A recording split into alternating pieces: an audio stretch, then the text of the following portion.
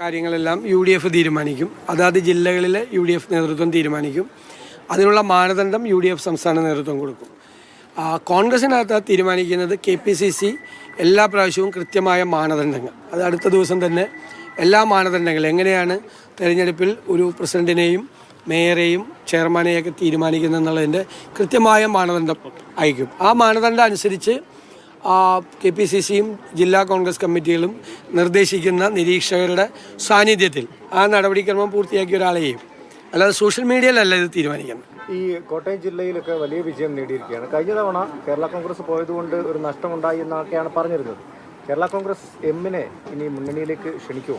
അല്ല, കേരളത്തിൽ ഞാനിപ്പോൾ ശ്രീ തിരുവഞ്ചൂർ രാധാകൃഷ്ണൻ അദ്ദേഹം മുതിർന്ന നേതാവാണ്, കോട്ടയം ജില്ലയിലെ മാത്രമല്ല സംസ്ഥാനത്തെ. അദ്ദേഹത്തോട് ഞാൻ പറഞ്ഞു, ഏറ്റവും മികച്ച ഒരു രാഷ്ട്രീയ വിജയമുണ്ടായ ഒരു ജില്ല കോട്ടയത്താണ്.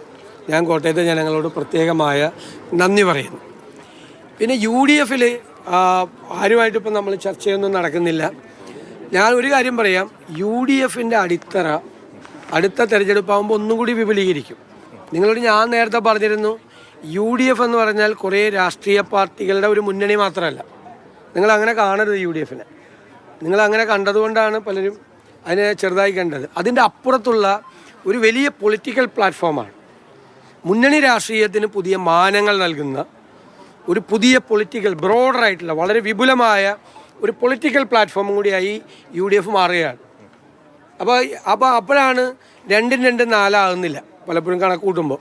ആ 2-2 പലരെയും പല കണക്കുകൂട്ടലുകാരുടെയും 2-1 3 ആകാത്തതും 2-2 4 ആകാത്തതും ഈ പൊളിറ്റിക്കൽ പ്ലാറ്റ്ഫോം എന്താണ് എന്ന് പലർക്കും ബോധ്യമാകാതിരുന്നുകൊണ്ടാണ്. ഞങ്ങൾക്ക് നേരത്തെ ബോധ്യം ഉണ്ടായിരുന്നു.